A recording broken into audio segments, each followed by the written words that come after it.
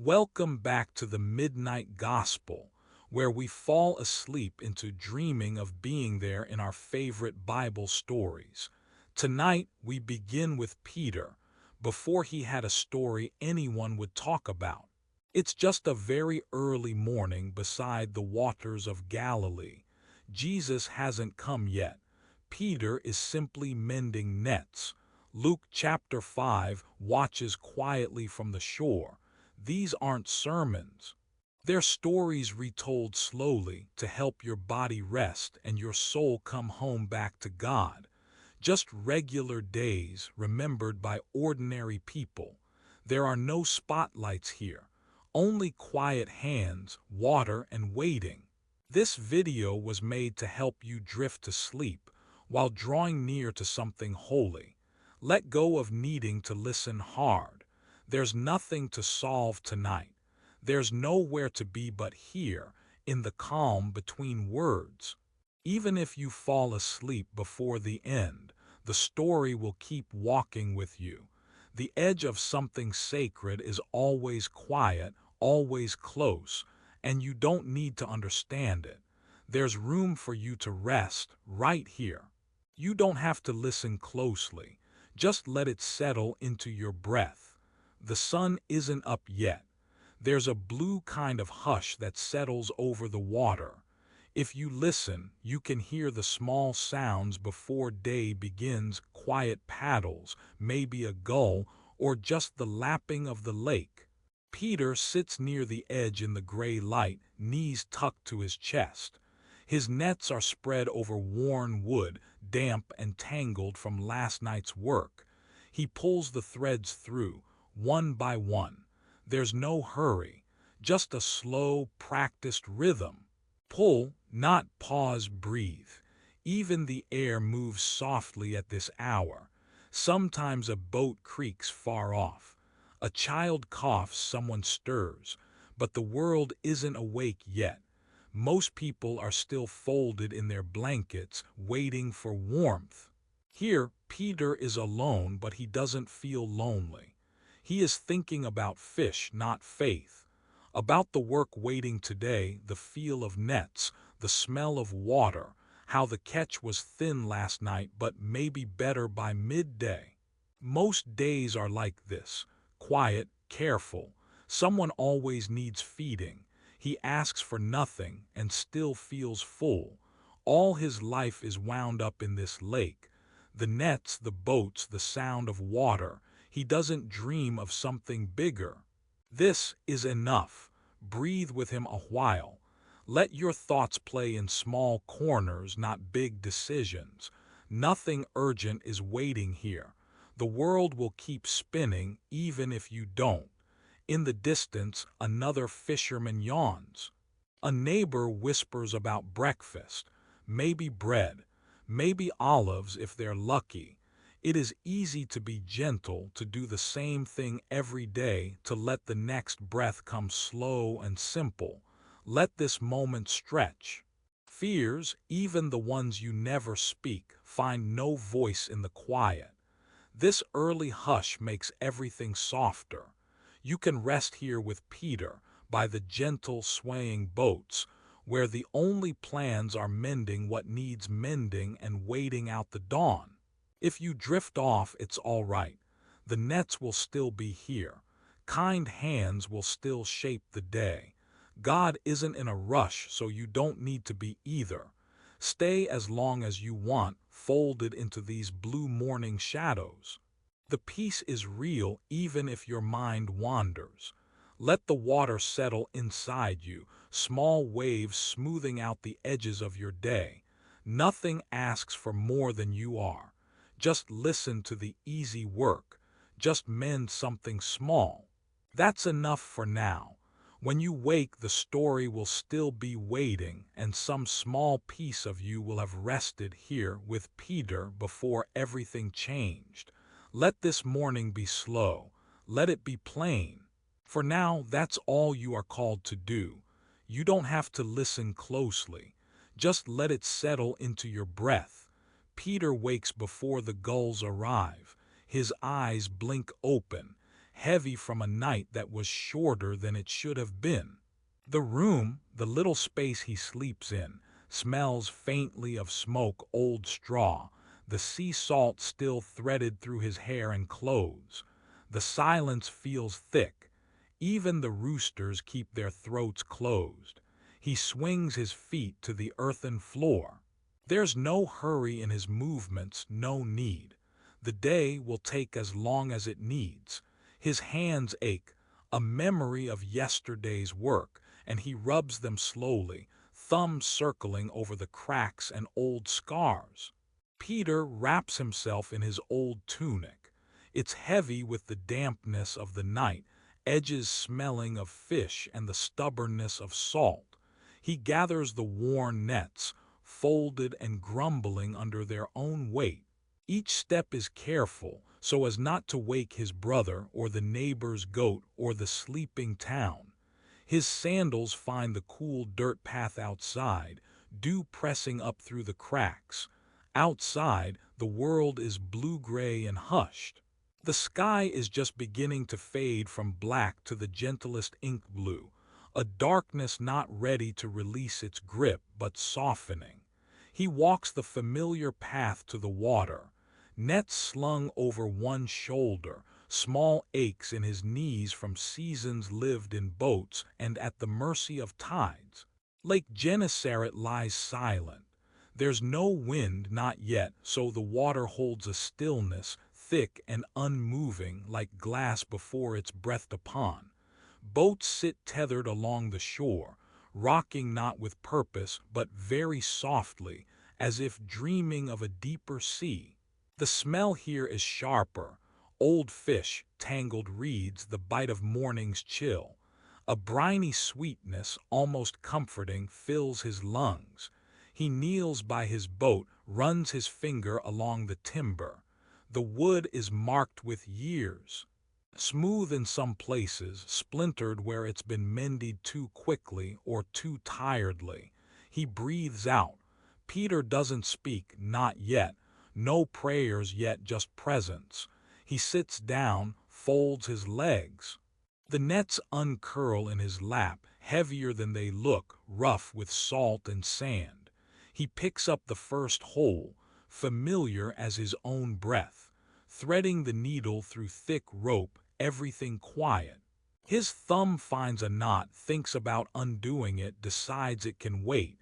The rhythm comes back, in, through, around, pull. His breathing sinks to the slow work. Mending the nets is like mending himself, fixing what the water tore loose, welcoming silence in the space between loops of thread. The world is so hushed that he can hear his own heartbeat, a slow, waking drum. Water laps once, twice against the worn hull. A gull calls, then nothing answers. Let this moment stretch. The air tastes almost sweet when he breathes deeply. There's a dampness on his sleeves from where his elbows brush the rim of the boat, and a persistent itch on his legs from the morning chill. He pays it no mind. This is the hour where nothing troubles him, where faith is just a kind of trust, quiet and unspoken. The nets will hold, the catch will come, the morning will unfold as it should. There are small sounds, unimportant. His thumbnail scrapes along a frayed rope. A reed drifting just beyond the boats bumps into another and spins lazily away. Someone coughs from a far cottage, but mostly there's silence, the kind that settles over your shoulders and presses you down, not with weight but with peace.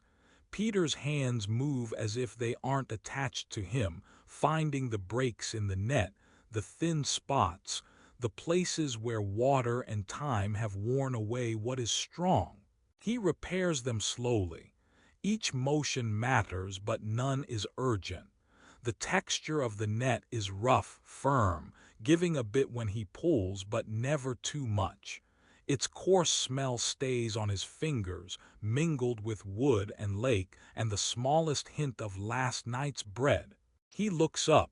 The sun isn't visible, but the sky is lighter, a silver line behind low clouds, promising a day that will be neither too hot nor too cold. The boats drift nearer, tugging gently at their lines. He pauses just to listen. There's a small fish flicking the surface, sending tight rings out across the glassy water. The wood beneath him creaks when he shifts his weight. It's a familiar complaint, a part of the morning music. Time feels thick here. Days are long but never wasted. He asked for nothing and still felt full. With every knot he ties, Peter circles his thumb along the net, checking his work. Sometimes the repairs are almost beautiful, the new cord brighter than the old, curled and perfect. Other times it's just enough to hold a fish. That's all that's needed. He pushes his thumb into a rough patch on the net, feels the grit left by hundreds of sunrises just like this. You could count the seasons this way if anyone ever thought to. He doesn't hurry. He lets his thoughts wander, barely formed words about the market or the softness of his mother's shawl or how slow the moon sets now that the days are warming. Even this silence is holy. A damp breeze finds him, winding through the reeds, brushing his cheek. He shivers and lets it settle. His world is so small here, just the wet wood beneath him, the smell of old rope, the steady lap of water against something that will never be truly clean. He wipes his hands on his knees, leaving little marks of salt and work. Peter picks up another patch of net. His hands are strong but tired. The skin along his fingers is hard, rough, not the hands of a farmer cushioned by soil, but a fisherman's. Shaped by rope and water, too much sun, too many cold mornings. There is dirt beneath his nails, but it cannot be helped. Here near the boats, no one cares about such things. There's a kind of dignity in being useful, even when no one sees the work. Sometimes he hears voices from the next cove, other men, their laughter muffled by distance, talking about yesterday's catch or someone's newborn lamb. Peter marks the sounds as part of the day, like the call of the birds or the soft plunk of reeds slipped loose. He listens, then lets his thoughts drift far away, pulled by the sound of water on stone. The night listens with you, the nets swallow the pale light, growing heavier as the sun climbs, still hidden behind low hills. Peter's back aches but gently, ordinary pain. He lays the repaired part of the net aside, picks up another. The motions repeat, the gaps in the rope soft beneath his thumb, the thread pulling snug, a quiet satisfaction. Nothing is perfect, but everything is whole. It's still early, but the village behind him is starting to stir. He hears the echo of sandals on packed dirt, the low voice of a mother calling to her son. A fire is being coaxed to life. Someone is feeding chickens. Peter stays where he is, the shoreline still holding him in its blue light, half dream, half day. For a moment he looks out across the lake. The moon is a faint ghost above the hills, refusing to leave. The stars linger, pale specks, barely visible. He doesn't speak. There's no need to name the peace he feels. He just lets it be. A dragonfly skips low over the water, catching the early light along its wings. It disappears as quickly as it came. Peter ties another knot, pressing it firm, then running his knuckles along the ridge of his boat. The wood is cold. The boat is real. These things have outlasted many sunrises. If you listen closely, you can almost hear him breathe, a slow, full breath through his nose, out through cracked lips. He does not hurry. There is dignity in work done slowly, prayer hidden inside silence. No one notices the prayer, but it was heard. Let yourself rest in this morning. Let the sound of the lake settle with you. No need to remember the tasks or count the knots or fill the silence. Even if you drift away right now, the nets will keep mending, the water will keep moving, and God will still be near. Nothing more is needed. Let the dull ache in your own hands fade into soft breath. Let the peace of these holy, uneventful moments carry you farther than words, just there, by the water, before the day begins. The sun had not climbed far, just laying its first gold on the quiet lake.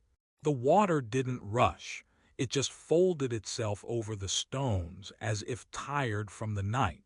Peter sat near his old boat, the wood creaking beneath him, not from waves, just the small fidgets of settling. His hands, smelling of brine and wet rope, moved slow. Out on his knees a net sprawled, twisted, heavy, rough with salt and yesterday's catch. He found a tear, not sudden, but there. Raveled threads catching on his thumb, thin coils just barely hanging together. He tugged them gently, a sigh more than a word slipping from his mouth. This was not the first snag by far. Nets, after all, are made for catching and breaking. Nothing stays whole forever, not even a good net. The sky yawned overhead. Somewhere behind him, a gull called out, then quieted, as if it remembered not to startle the morning. Sand pressed between the seams of his sandals, cool but warming. His mind wandered, drifted, came back, always to the net. The net was patient.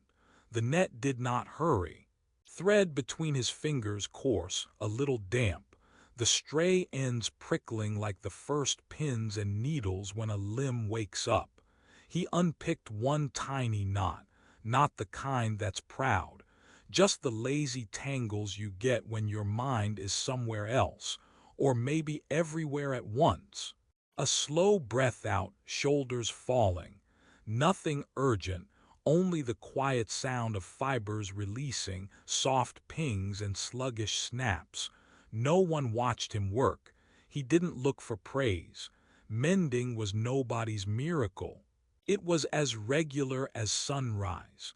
He hunched forward, elbows stripe-marked by old rope, warming his hands with a memory of last night's fire. Sometimes routine felt like rowing against the wind. But here in the hush, work didn't demand or disappoint. It asked little. It gave less. Yet it filled the silent hours before something bigger could come.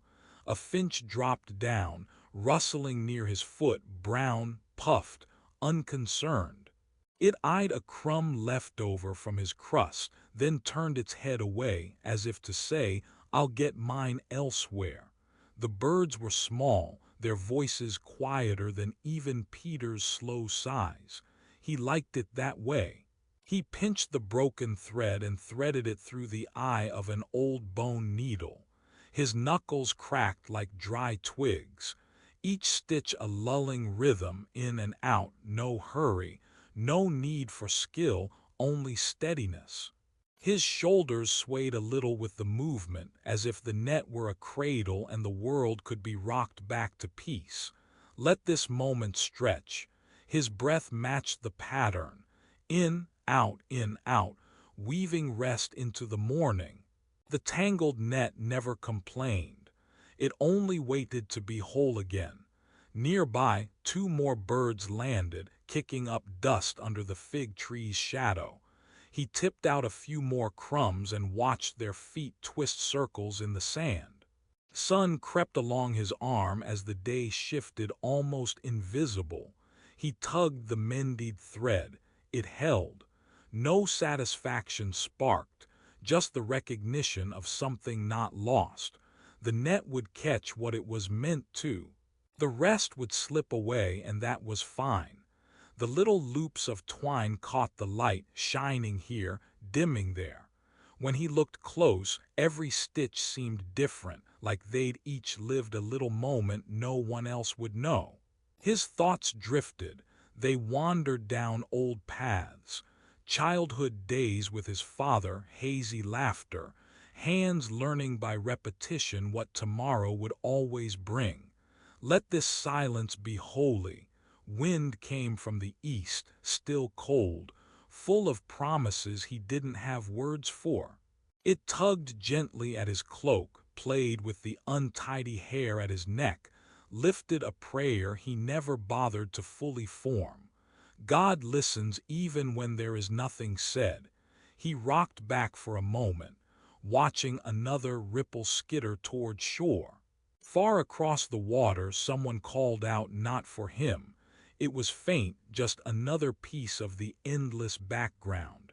He closed his eyes, breathing with the lake, a string of knots tight, simple, secure. His father called them fishermen's blessings, those unseen closures holding everything together. Peter smiled without meaning to, hands remembering what the mind didn't have to. Blessing was as routine as tying a knot, as quiet as the hush before dawn. A dog barked far off, then nothing. The world hung in that gap. The air was thick with all the things not happening. He picked free a splinter, then worked a new section. The fabric of the net grew stronger, a patchwork of fixes and frays. Some strands were old, some new, some so tired he barely trusted them to hold. But together they made a net. Together it was enough. The smell of lake water and old fish lingered in his tunic. If he closed his eyes, it was almost the smell of rain, soft, earthy, old as the world. Each breath brought it closer, familiar, dull, comforting. This was a scent that spoke of work done and sleep earned. Let the quiet wrap around you. His hands paused, letting the net pool slack over his knee. He felt the weight settle, not heavy, just there. His thumb brushed over a particularly rough knot. Some days you pull too hard and it just gets tighter. The trick, his father once told him, was to loosen before you pull. Give the mistake space to come undone on its own. The birds pecked, found what they liked, moved on. Their tiny feet left lines in the sand, markings that the tide would erase without fanfare. He watched the wind scatter a few dry leaves across the water's edge. They bobbed, spun, tumbled, never really deciding where to land. The morning didn't seem to care. Peter cared even less. A boat rocked nearby. Its wooden bow, cut smooth by many seasons, creaked softly, answering the small insistence of the tide. If you listened, you could almost hear a melody in it, the song of wood and water and patience. Let the stillness do the work. Peter picked up the net, set it aside, started on another section. Same motion, same thread, same slow progress towards nothing much. No one cheered, no one urged him on. It didn't matter. The net would hold enough. The rest would pass through. There was peace in that. Each repair, each knot made, each sigh that stretched out into silence, a quiet act of faith. Not the kind you name, the kind you live by, hands in the routine, hearts behind bones and threads. He asked for nothing and still felt full. The sun rose higher, spilling light across the backs of his hands. He paused again, taking it in, letting the warmth touch each finger.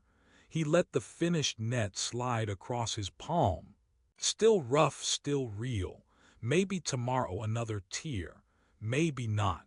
But for now Peter sat mending, letting this day unwind as slowly as it wanted, letting this calm, ordinary work be enough. And on the gentle shore, before any call or miracle, he let his soul breathe, quiet, unnoticed, wholly satisfied in the rhythm of the thread and the tear. The lake is breathing slow.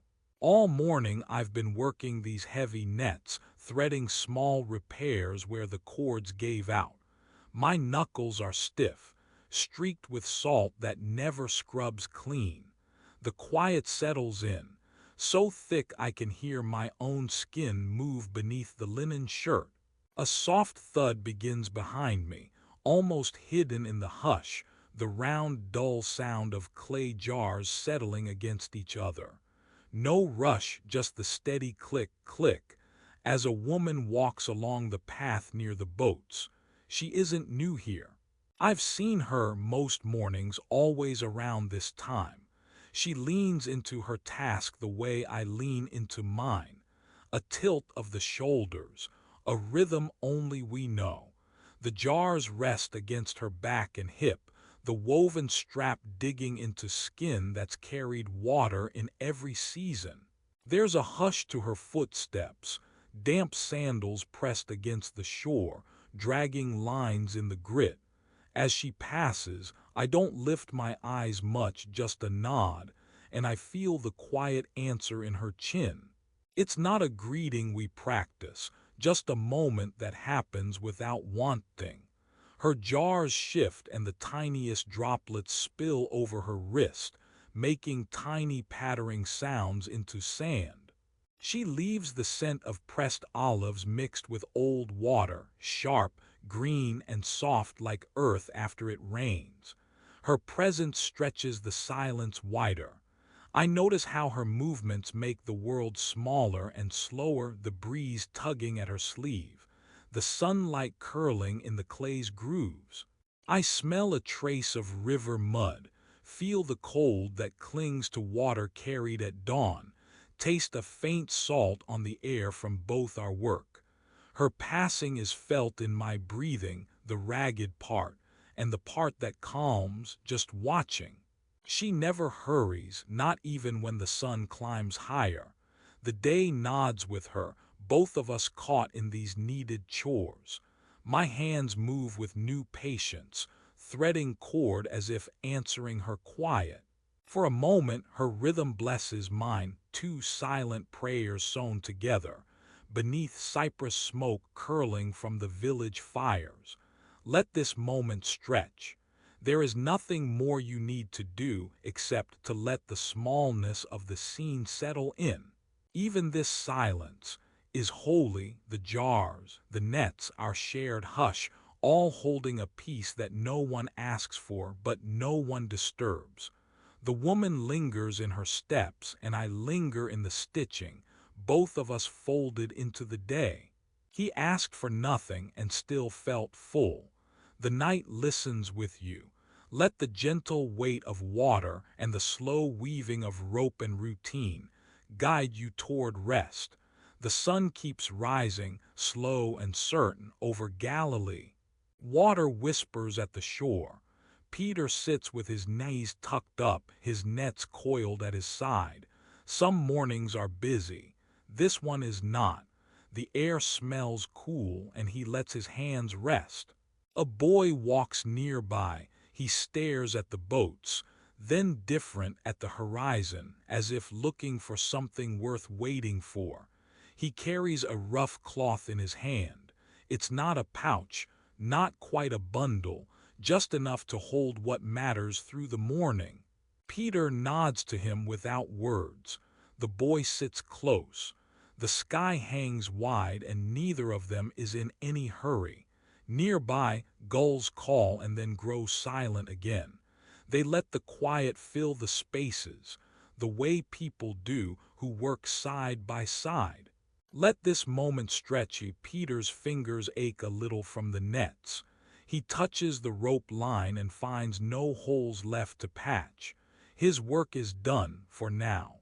He feels the slow hunger that comes after work, nothing sharp, just steady, the body's honest signal. The boy opens his cloth. Inside, a small loaf, brown and uneven, baked by hand. A handful of dried figs, sticky and soft at their centers. A pinch of coarse salt sits in the fold of the cloth. That's all. No feast, nothing planned. Yet in this early light it seems enough. Peter looks at the bread. The boy breaks it in half, then breaks one half again for himself. He doesn't say a blessing out loud. No one does. The blessing is quiet, living in the space between handing and taking. No one notices the prayer, but it's still heard. They eat in silence, chewing slow. Bread, then fig, then a dot of salt pressed by their fingertips. It doesn't taste like a feast, but it does taste like being seen. The salt stays on their lips and each bite is honest. No need for words. The wind moves and the lake sighs. Peter's breath matches its rhythm. Even this silence is holy. Farther down the shoreline, some of the men have started laughing, loud about something small. It does not reach here. This piece of bread, this handful of fruit, seems to let the world slow, as if God pressed a gentle finger on the morning and said, "Wait, just wait." They trade off bite for bite, and Peter finds himself thinking on meals he's shared before. Noisy family dinners, crowded tables, sometimes holy days, rehearsed words, candles smoking in dry wind. But this, with lake water slapping the boats and the smell of rope and sun on wood, this is different. There is no ritual, but something is happening all the same. Sacred things arrive quietly. Let the boredom be sacred. A piece of bread still in his hand, Peter glances at the boy. There is nothing special in their faces, only the tired joy of a morning begun and work finished. The bread is not soft, it bites back, but it sticks and fills and satisfies like a mystery remembered from childhood. Behind them, across the stones, a dog noses through seaweed and then stretches out to nap. A little farther, the oldest fisherman on the beach is rubbing his shoulders and humming. There are no eyes watching. No one notices what is given. But Peter feels it in his chest, the way a good meal settles below the heart, steady as an anchor. He remembers the taste of fish cooked over fire, grains grinding between stones, olives cold from brine, but nothing somehow as needed as this, a crust of bread, a bite of fig, a pinch of salt. It is enough to be full. He asked for nothing and still felt full. The boy tucks up his knees and leans his chin on them. He looks at Peter and then away again. There are moments when a whole conversation is traded by glances. Peter passes him the last of the bread. The boy breaks it without comment, gives Peter a bite and keeps a bite for himself. No one teaches them this. It just happens, like water finding the cracks between stones. The lake is wider here than it looks in the early light, and Peter feels very small, not lonely, just right-sized. A man walks past, his sandals dragging, carrying a bucket. He does not look at them, but Peter's gaze drifts to his feet, and he remembers there are always others, always someone else carrying something heavier, always another day to begin. Let yourself rest into that. A small bird hops onto Peter's knee as they finish the figs. The boy watches it, amused but not surprised. It picks at a crumb left on his tunic and then flies off, gone in a blink. A little miracle, barely noticed. The sun creeps past the boats and spills gold on the water. Peter closes his eyes. The gentle heat, the laughter in the distance, the ache in his legs, it all softens into a kind of peace. He thinks of the meals from stories he heard as a boy. Kings and prophets at long tables, cups passing hand to hand. Sometimes bread must be lifted, broken, shared.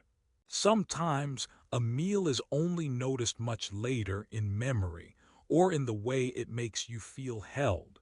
He feels held now, not by hands but by the day itself, by a hunger softened at the shore, by the nearness of another soul, by the promise there will be other mornings.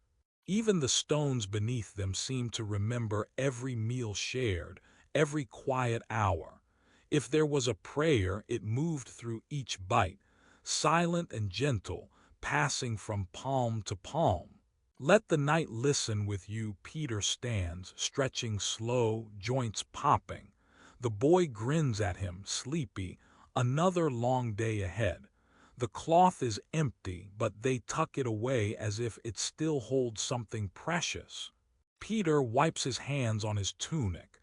He looks once more at the lake, at the gentle sway of empty nets waiting. Let this linger. He takes a deep breath. The world is big. God is nearby. Peter is a fisherman, and today that is enough. The bread of the morning sits quietly in his belly, in his memory, and in the way the light glances off the water, never hurried, never gone, just quietly given, quietly received.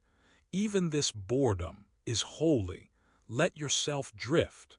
The day keeps moving. A crust of bread by Galilee is a quieter communion than most will ever know. The dust near the boats is soft and white. It's the kind of dust that sticks to your feet if you stand there too long, letting the morning go quiet around you. I watched Peter this morning, just working. Everybody else was somewhere else, too early for the crowds, too late for the stars overhead. The sand hugged his sandals every time he stepped. There's a pattern to the dust where the boats are tied, like it's been swept by wind and years and tired hands carrying rope. Footprints, some deep, some almost vanished, proof that lives walked here yesterday and the day before that too. Peter dragged his net across the sand, the heavy ropes leaving lines behind. He stopped just where the net snagged a bit, and the sound it made was tiny, soft grains sliding against the rough cords, almost like someone shaking out a blanket far away. If you listened, you could hear the little grains rolling and settling. That quiet was nearly a song, not music in the world's way, but the kind that runs underneath you, so slow it steadies your chest. I let myself breathe with it.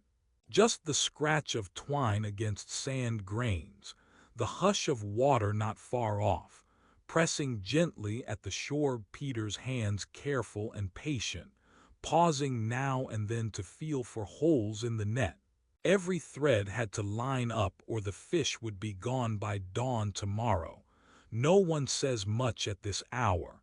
Even the birds keep their voices small.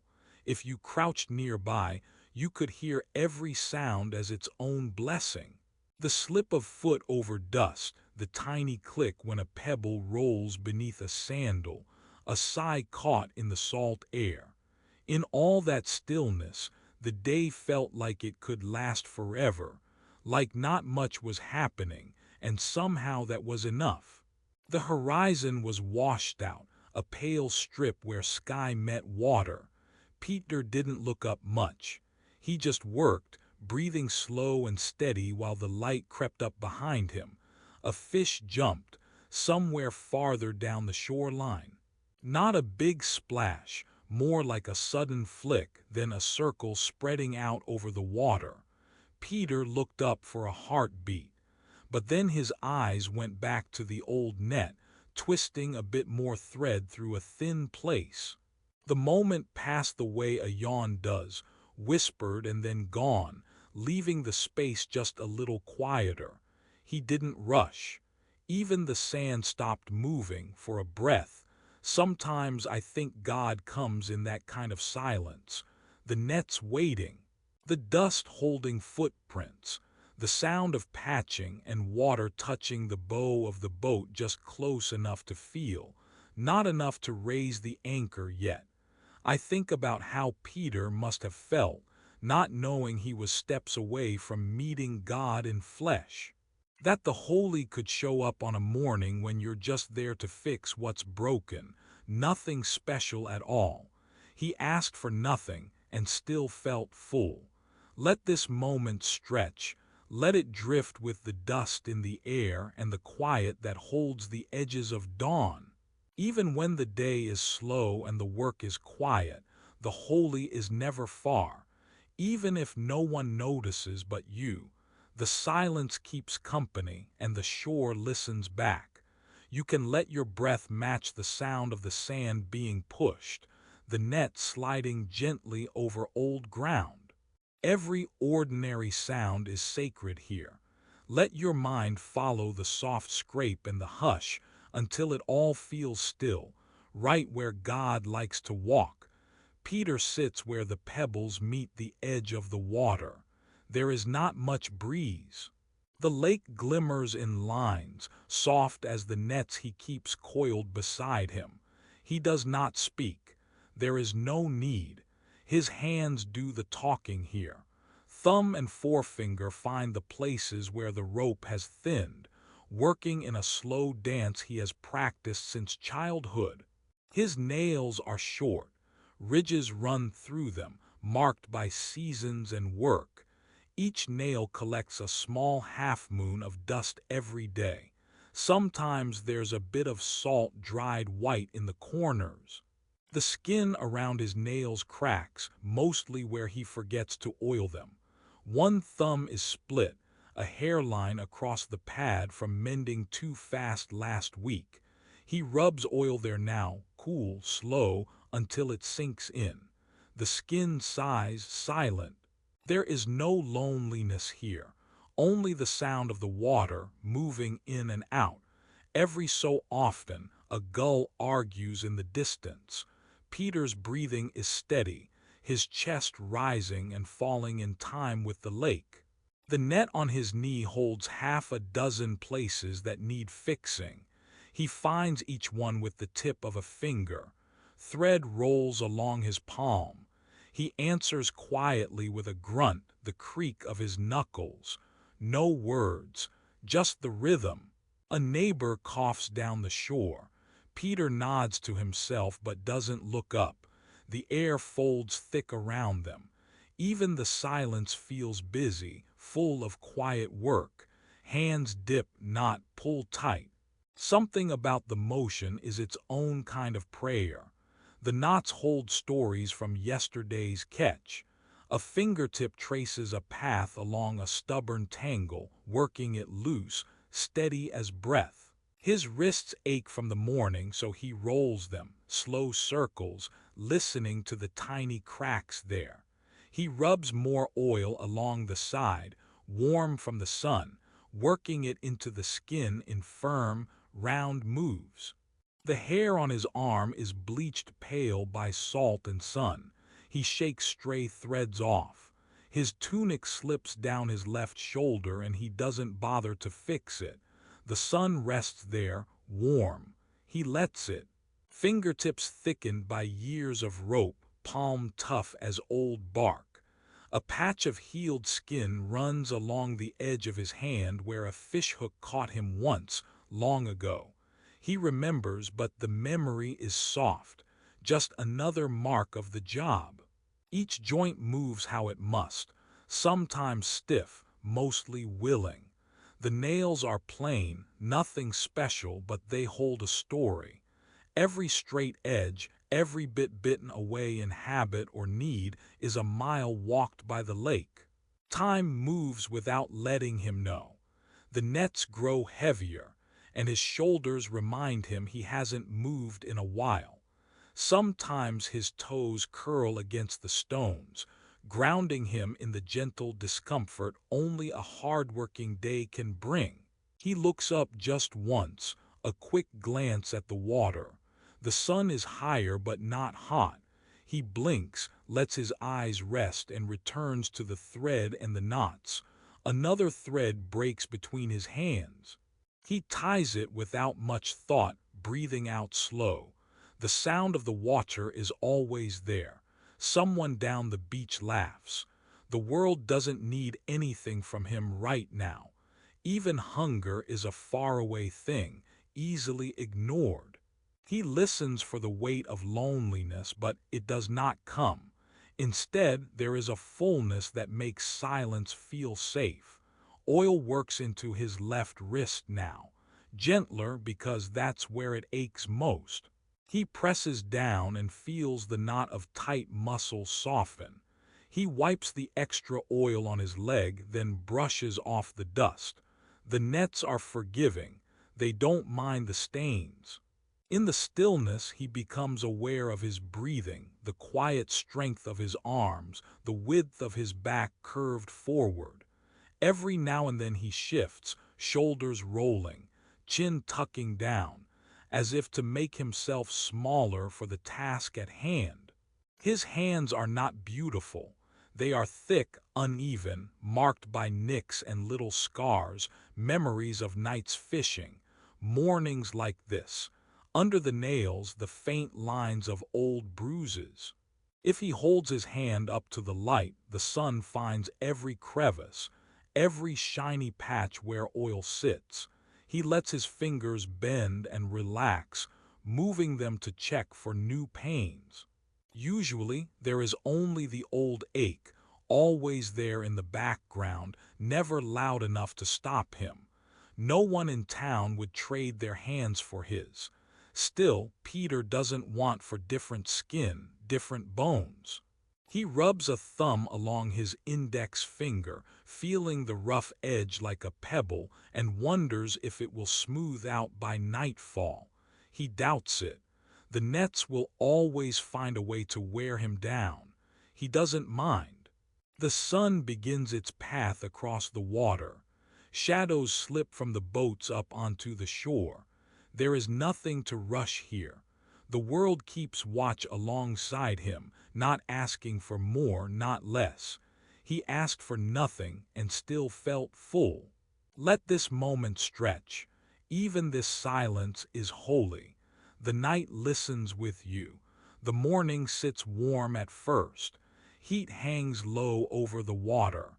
It's the kind of warmth that settles in, soft and steady, filling up each quiet crack between the stones and spreading slow into the folds of Peter's tunic. He works without looking up, fingers moving through the twisted ropes of his net. The fibers are coarse, soaked, sun-dried, worn down by too many seasons. They catch under his fingernails, leave patterns on his palms. Still, the rhythm is simple. In, out, pull tight, mend and move along. There's breath in the silence, and it feels good to rest in it. Waves nudge at the boat still tied to the shore. The old hulls creak low, a lazy greeting to the morning. A gull bickers with its own echo somewhere farther down the beach. No one replies. Peter blinks through a bead of sweat and wipes his brow with the back of his hand, then returns to the net without thinking. The day has not yet split open with noise or news. The world just holds him, patient, ordinary, slow. Let this morning stretch as long as it wants. No one hurries here. Clouds lumber high above Galilee. They are flat, unremarkable, not yet crowding out the pale blue. Their shadow drifts across the sand in long, lazy strokes. Heat shudders when a cloud passes, then settles again once the sunlight returns. It's a familiar dance. Fishermen are used to watching the sky, noticing its moods, but Peter does not expect anything new. The ancient hills ring the edge of sight, hazy and unmoved. Peter tugs a snarl from the mesh and works it loose, careful not to tear what might still hold. He feels the rough weave against his skin. The breeze at his back is nothing, a stranger to him this morning. Too gentle, almost shy. Sometimes the wind off the lake comes brash and full of salt. Today, it hesitates, tiptoeing along the reeds. It gathers old scents.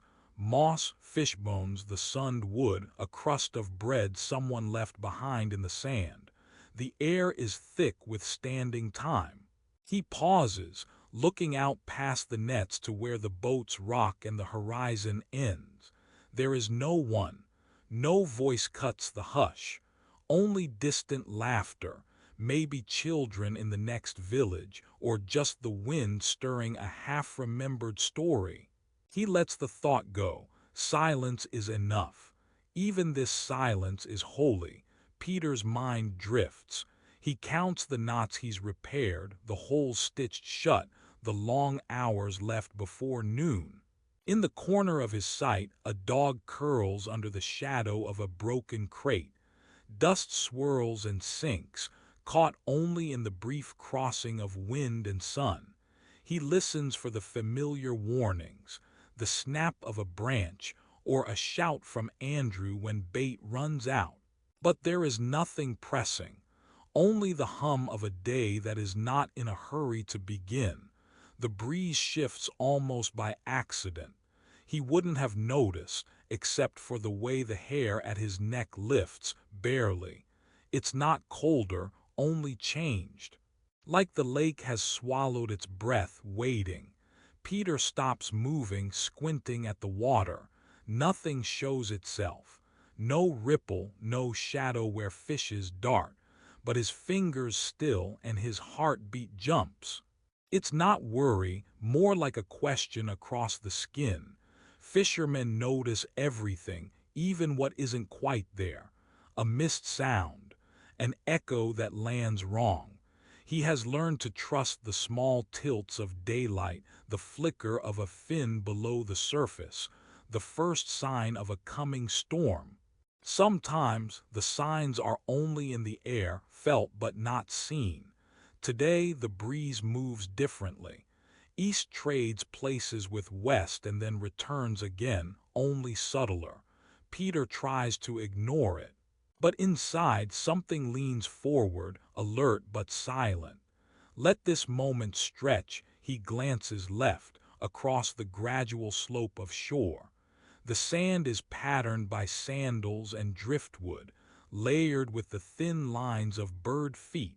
Farther up the grass stirs wrong, just a patch, bending against the rest.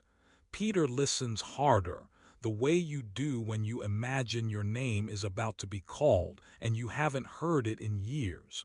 But there is no voice. Only the sound of his own breathing and the low sweep of reeds moving against themselves. The clouds move too. They gather a little thicker near the hills, a slow bruise spreading across the sky. Sunlight flashes and hides, playing between the leaves and the old canvas sails folded up by the boats. Now the warmth returns in odd pulses, as if the world can't make up its mind. He works again, slow now, each knot tied and retied. He thinks of nothing and everything, of home, of bread, of what's left to catch before dusk returns. No miracles, no lessons, just a man with his hands in nets drifting further into this hush. Sometimes, he thinks, the wind carries more than just weather. Sometimes it's a feeling, like someone waiting just beyond sight, watching maybe, but not in any way that needs fear. More like the attention of the lake itself, curious, patient, unhurried. He does not turn around. It would be strange to look for what isn't there. Even the heat has stilled. Peter rubs sleep from one eye as if he could wake twice in the same morning. Overhead, the gull circles back, silent now. A fly dances just out of reach. The dog snorts in its dreaming. Let it settle into your breath. Peter glances at his hands, crisscrossed with old lines, sticky with the day's work. He flattens the net on his knees. Every strand has a place, every little snag known by heart. The same way you come to know each rock on the path home or every creak in the roof at night. Time slips further away. Heat and cloud decide to rest a while, leaving the air almost still. The only movement is the lift of a corner of the net caught by that strange wind. It falls again, soft as a sigh. Peter sits quiet. The boats sway, the water hushes the stones, and something waits at the edge of ordinary, not yet spoken. No one calls. He does not rise. The air is heavy with expectation, but nothing happens. Still, Peter's chest feels open, ready almost, somehow held. The day holds its breath with him. The wind moves differently now. He notices and lets it be. The night listens with you. Let even this quiet, empty moment be enough. The nets today are restless in Peter's hands. The light threads work through the heavier rope, knot by knot. He does not count the knots, never really has. There is a shape the work finds on its own, quiet and stubborn, soft as worn cloth. It is early, but not so early that the air is cold. The water sounds close, moving itself up and down the sand. His fingers move without looking, old habit, checking for frayed edges, folding a patch here. Sometimes a shell or stone gets caught between threads. He works these out with the tip of his thumb. He does not turn his head toward the voices. They've been around most mornings since the spring changed. Sometimes one voice, sometimes many. People have things to say here, near the lake. It carries so well, across the mud, down the rocks, over long coils of rope. He used to listen, years ago, to boys telling stories about fish. No one can exaggerate better, Peter thinks, than a fisherman with time to kill. Now he listens only with his hands or at the edge of his ear. The voice today is low, not shouty. It isn't urgent. It hardly sounds like it cares if anyone comes closer. There is a way the words drift. They pause in the waves or hide between the push and pull of the shore. Not every word reaches him. Most are shaped like water, soft boundaries, moving and gone. He drops a misshapen net weight into his palm. It is heavier than it looks. He wonders offhand who first thought to tie such a rough stone with cord like this. People come and go behind him. He catches their footsteps sometimes, dots of conversation, baskets clinking, a dog barking for stray bread. No one calls his name. It is a relief. He pulls the old net through his knees again, finds a tear, the same tear as yesterday maybe, or maybe it never truly mends, just moves. The voice keeps going. Peter sets one net down and lines up three more. The sun is up now. It hurts his eyes if he looks too high, so he keeps his focus low on his work and his breath. One inhale, two knots. A short exhale, tug the cord. The steady hush of routine. The world has a rhythm on days like this, soft but relentless. Even this silence is holy. He thinks idly about how the nets will go in the water again by twilight. How they always come back changed, sometimes full, sometimes twisted. There are always surprises waiting inside rope. A silver fish, a sharp shell, a bit of broken reed. Sometimes nothing at all, just dampness and sun. Behind the dune, the words continue, never quite clear, almost lost in the rumble. He keeps telling himself he won't look. It isn't really any of his business. Someone is always teaching on the edge of somewhere. He listens in pieces. Some phrases sound familiar, others new or strange, but nothing pressing. The sound is just there, easy to let in and let go. He asked for nothing and still felt full. The nets, mended as best as they'll ever be, find their pile at his feet. Hands still moving, he picks a loose thread from his sleeve, checks it for strength, wonders if the patch will hold till next market day. He is in no hurry to finish, but no hurry to linger. The morning feels long, the sun slow in its rising. A woman passes behind him carrying water. He hears splashes scattered in the shallows. It's all background to the rhythm of his fingers. Every so often the voice drifts louder, not in volume but in presence. It's as if the words have weight, filling the day in a way the breeze does not. When this happens, something in Peter stills. The waves hush just slightly. But he never stops working. The nets demand attention. There is comfort in the weaving, the same as always. He wonders and does not wonder what the man might look like. There are always men on the shore, men with wide hands, narrow faces, sun-darkened skin, weary from travel. Sometimes they're hungry. Sometimes they come just to be heard. It's nobody's job to draw near unless you feel a pull. He does not yet. If anyone calls out, if that voice behind the dune says his name, he pretends not to notice. He's too busy drawing a line through a tough patch, hiding his eyes with the brim of his cap. The air smells like split wood and old salt. The world feels ordinary in a kind way. He could look. It would be easy, just a shift of his head. Instead, he lets the conversation roll like stones under the current, heard and not heard, never clinging. The quiet is enough for now. The night listens with you. Someone brings bread down the path. He smells it faintly, yeast and ash, the way the houses smell at dawn when everyone's hungry. No one offers him any. Still, he does not stand up. A boy asks something of the teacher, the question lost to wind. Birds flicker near the boats.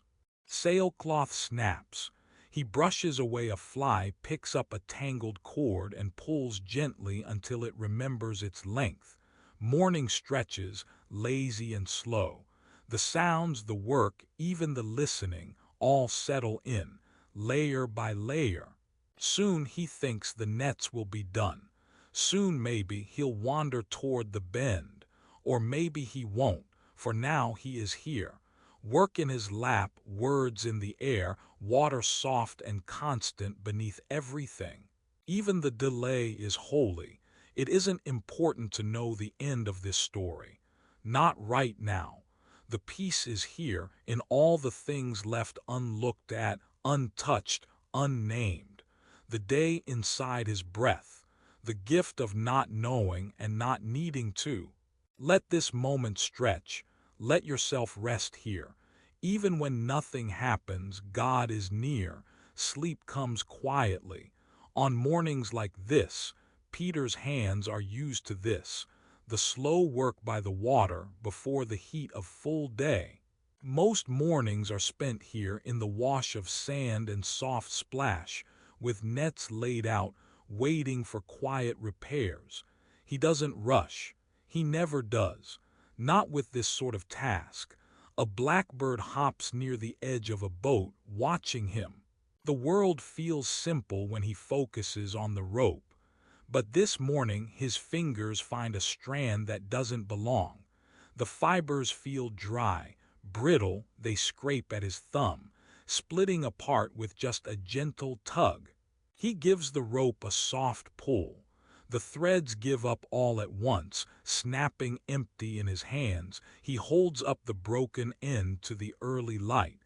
These ropes have seen everything with him, rain and fish and laughter, lines knotted by torchlight, long before the nets ever touched water. Small bits of yesterday hold on in every knot. He looks for a spot where the cord could still be saved. Sometimes old things still have a little strength left in them, but this one is different. He shakes his head just a little and the breath comes out heavy. There's quiet frustration, but no one to hear it but the blackbird. Peter slides the old cord off the pile. The motion is soft, final, like folding a tunic you no longer wear. The rope falls to the ground in a quiet heap. He lets it rest there. No one else notices. It hardly seems worth mentioning the loss of one length of rope. Still, something aches a little in his chest, as if a page was torn from a story he thought he might finish later. Let this moment stretch. Even the waves seem slower now. In the basket beside him sits a bundle of new cord. Pale, coiled neatly, the end still faintly smelling of sap. He pulls it free, fingers pausing over the first loop. He hesitates just for a slow, tired breath, and then he begins. The work is the same as always. Thread, pull, tie, smooth, but inside the work something's changed. He can't help but remember every repair he's ever made, each knot and patch, each mistake covered over beneath the weave. The old rope carried so many days, so many silent hopes cast out with the nets. With every knot lost to the heap, an old story lets go. One by one he sighs, and the birds answer from far above. A child calls out far down the shore. Across the water the world is the same, but inside Peter something is shifting quietly. It's a small kind of grief, not loud, not noticed by anyone passing by. Just a gentle releasing, like dropping a stone into the sea. Even this silence is holy. He sets down the new cord for a moment and closes his eyes. There's no wind, only the hush of the shore and his own breath, slow and unhurried. The noise of a busy village doesn't touch this space. For a few heartbeats he listens to the nothing in that stillness. The frustration softens. Under the peace there's a faint stirring inside him, a whisper so quiet it hasn't found its words yet. He lets it be. It's not time to search for meaning. The old rope is gone. The new one waits. And in between there is only this, the small rest of no longer and not yet. Let this day do its work. Let your heart settle like the nets laid down in faith. Peter drags the old rope farther from his basket. He stacks it with care beside a pile of spent things, chipped pieces of wood, a broken jug, cloth worn thin enough for light to pass through. There's no ceremony, just quiet sorting. He lets himself take time. He wonders, not for the first time, how many things he's tried to save past their purpose, how even strong hands must sometimes let go. Let every action pause. No need to fill the silence. The shore doesn't hurry. The water keeps its own slow rhythm.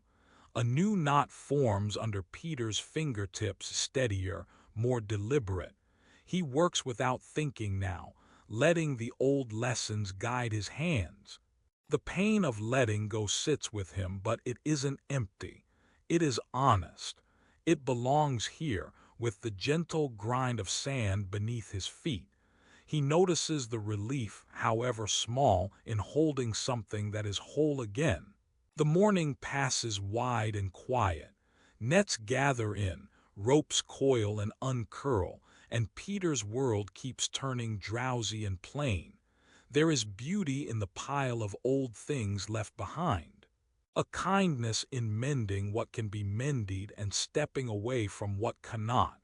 Not every loss needs a new story. Sometimes the end is only that, the end of a length finishing with silence. Bread breaks, water laps, the day grows warm around him.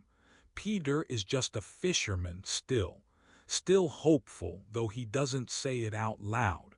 The night listens with you long after. When the sun is almost overhead, he gathers up what's been saved and what's been thrown aside.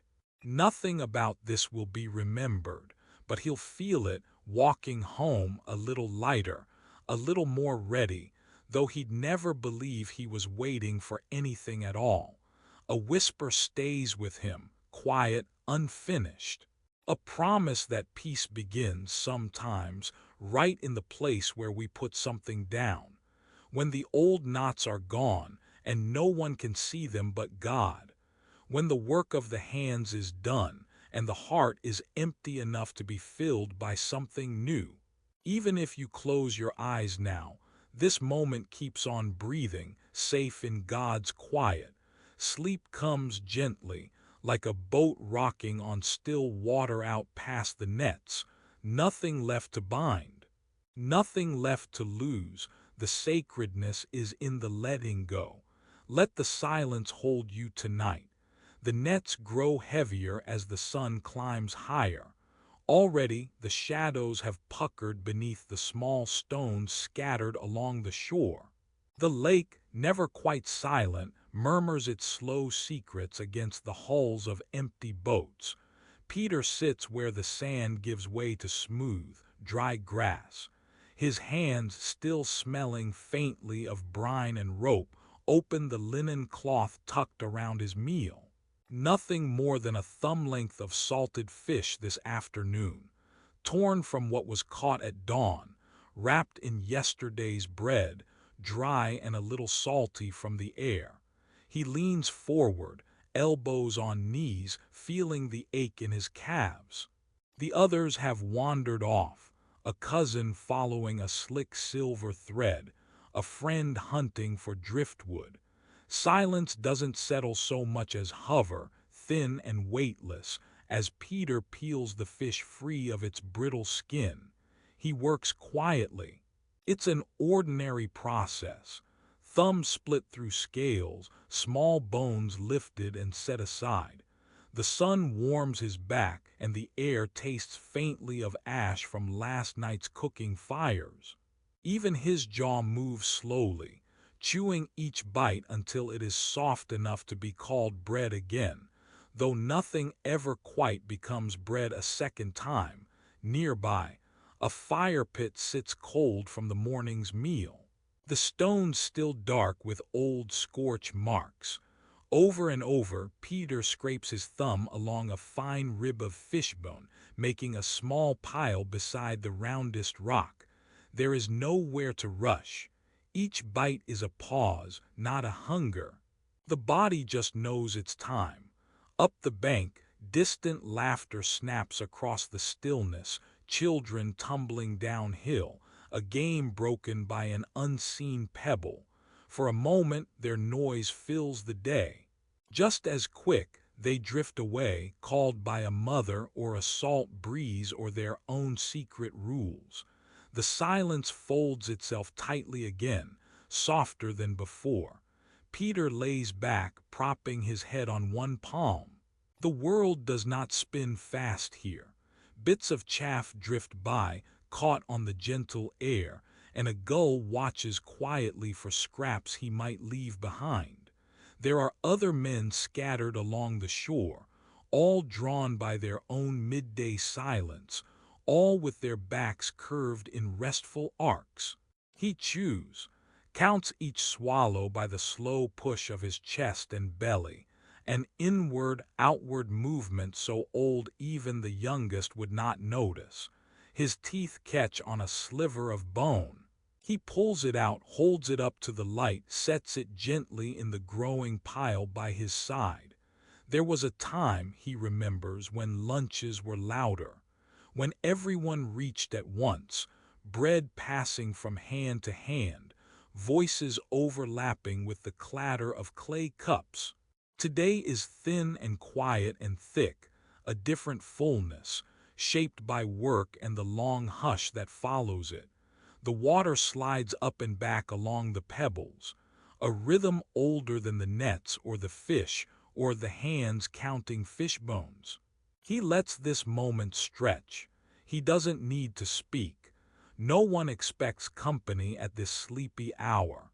The only prayers are small ones hidden behind slow chewing, the hope that the salted fish will last, that he will find a little more strength when the afternoon turns to chores again.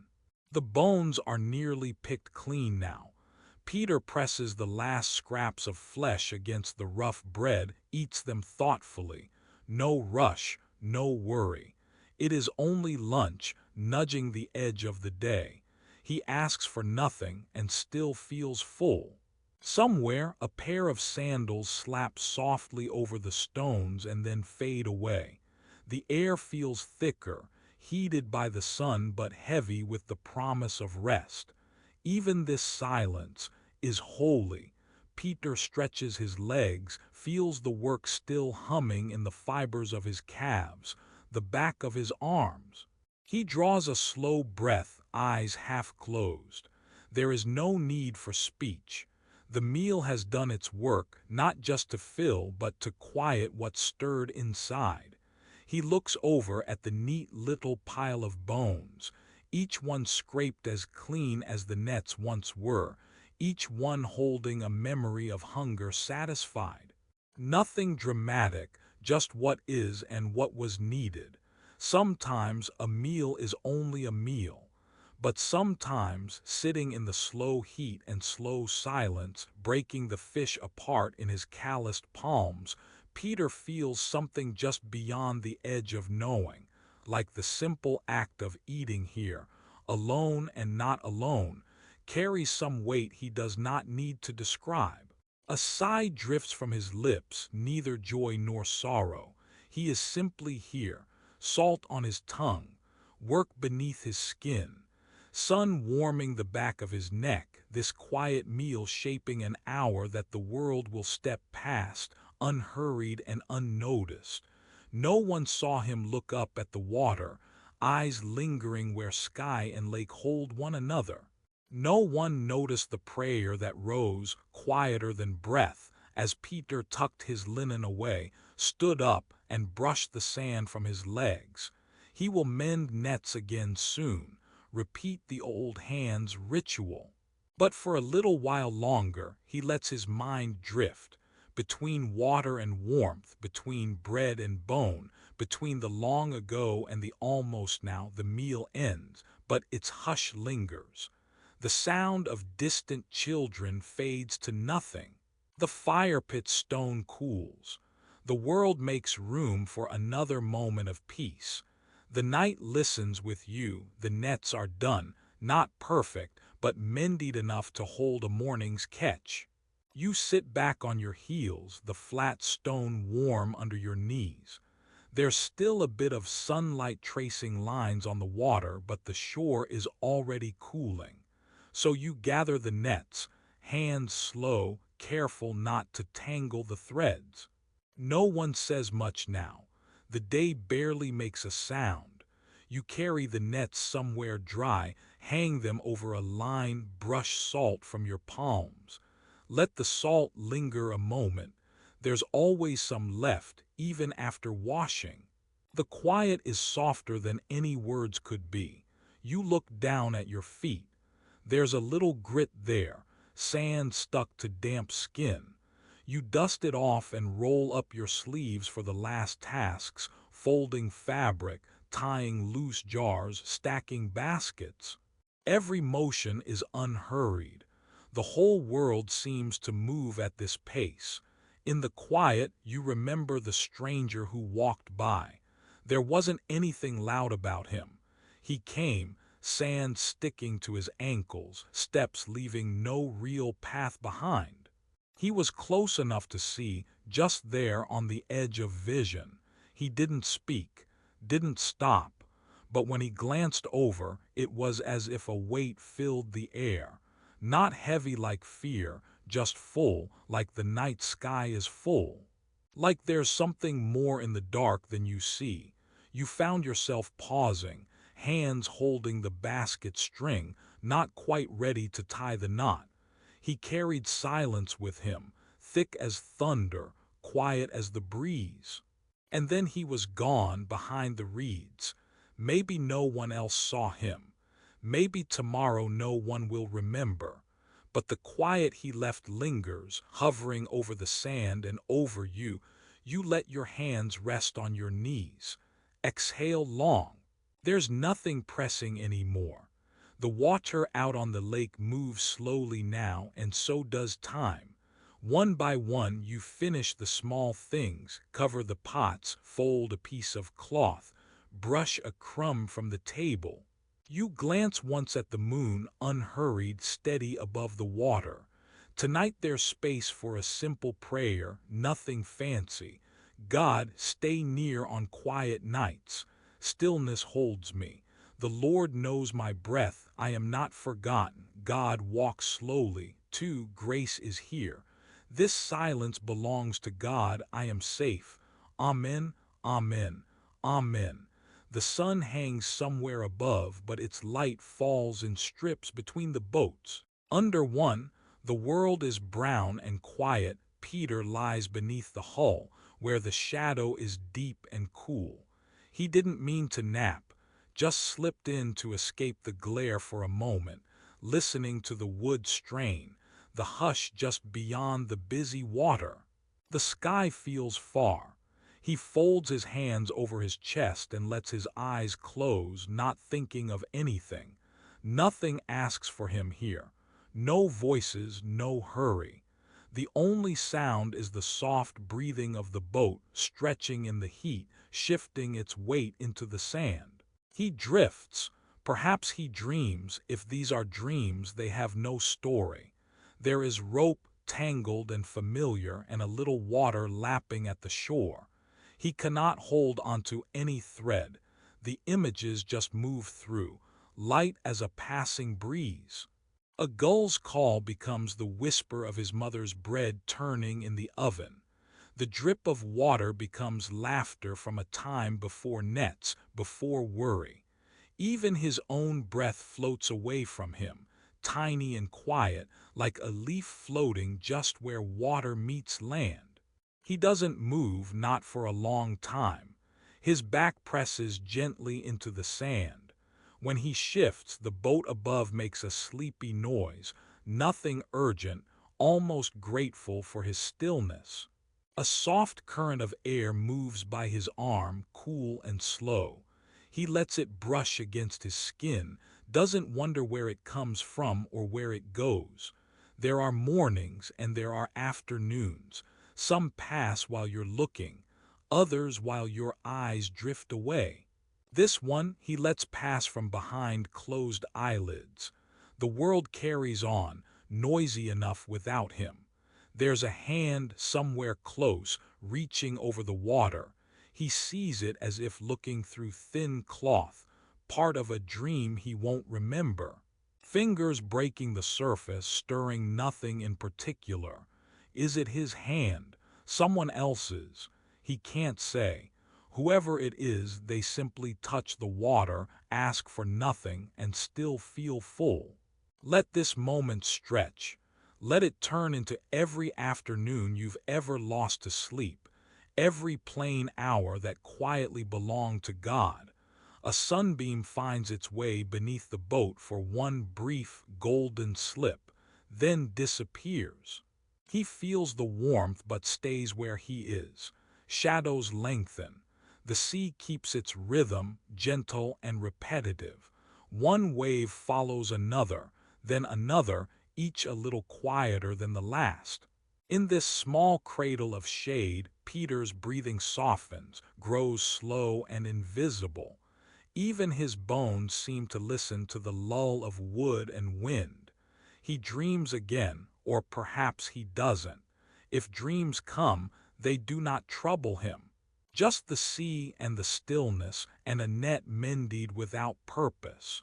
The world holds its breath with him, and for this moment he is more than rested. He is safe.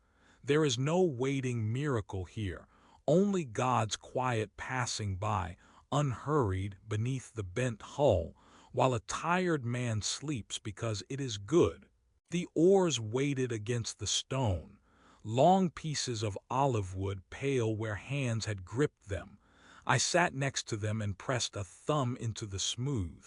The wood gave back its memory, years of river water, quiet days, long afternoons, salt, sun.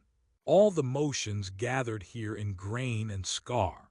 By now my hands remembered too, where to sand the splinters, how to coax a patch of oil into an old knot. Each oar held its own groan when lifted, its own slow shine. Not heavy, exactly, but honest. Every mark told a story: a hull scraping shallow sand, a child's muddy palm, the dark stain from too much rain left unwiped last spring. Most days our tools waited as long as we did. They lived the same routines: work, rest, sun, shade. I reached for the pot of oil. It smelled faintly of crushed herbs, and I tipped it just enough to let it glisten on my cloth. There's nothing fast about oiling wood. You work in slowly, letting the thirst rise and settle, letting the cracks go dark and quiet. Before the nets, before the sorting or folding or braiding ropes, the oars came first. So much of serving is like this: giving care to the things that will carry you tomorrow, though nobody is watching. I never thought of myself as particularly careful, but something about holding an oar at just the right angle, feeling the sun along my wrist, brought me a kind of peace I never found in the crowd. Out here, with nothing but bird song and waves against the stones, I moved as slow as the day allowed. I remembered my father's hands doing it the same way. He would quiet whenever he worked the oil in, almost whispering to the wood, as if old trees remembered being wild. I watched him for years, wondering when caring for things would feel like prayer: too simple, too small. But the tools are what bring us in from the deep. The oar takes wordless trust. The net, too. Our boats, patched so many times, set free on morning water only if we keep them loved. Some neighbors think fishermen don't pray. Maybe they're thinking of the synagogue, the rituals, the right words. I still stumble on all that. But I know there's a quiet offering in choosing what you tend. Every pass of the cloth a silent thank you. Every finger pressed to rough spot a small promise: I'll meet you here again tomorrow and the day after. Around me, the small lizards blinked in the warm slant of afternoon. Their tails flicked like brush strokes. I set the first oar along the wall, careful it wouldn't roll. It rested, bright stripes of sun moving over it, almost making it glow. Even the bugs, the birds, everyone seemed slow today. The light changed shape and the olive wood softened, soaking it in. Everything leaned together: man, tool, creature, day. Even the oars seemed to be breathing. I took up the next, pausing before touching the grain. Once these oars were branches, maybe growing where no fisherman had ever walked. Now they spend their lives in water, then sometimes forgotten, slumped under a pile of fish nets. The work of keeping them whole, making them useful again, feels almost invisible. Nobody claps for mending an oar. No one thanks you for oil under your nails. But every journey on the water depends on it. I let the cloth rest, watching a black ant travel the length of the handle. It swung at the very tip, then disappeared between my thumb and the wood. Small, quiet things. Most people would hurry past. I waited. The old, tired sun kept working its way down the far shoreline. It's lonely sometimes, this steady giving, this routine. But in the care I found a strange belonging. These oars and I, simple, used, needed again. No one's hero. No miracle in sight, just a job and the patience it offered back. A neighbor boy ran past, chasing after nothing important. His laugh splintered the hush, then faded. I kept working. There were no sermons here, no crowds, no answers.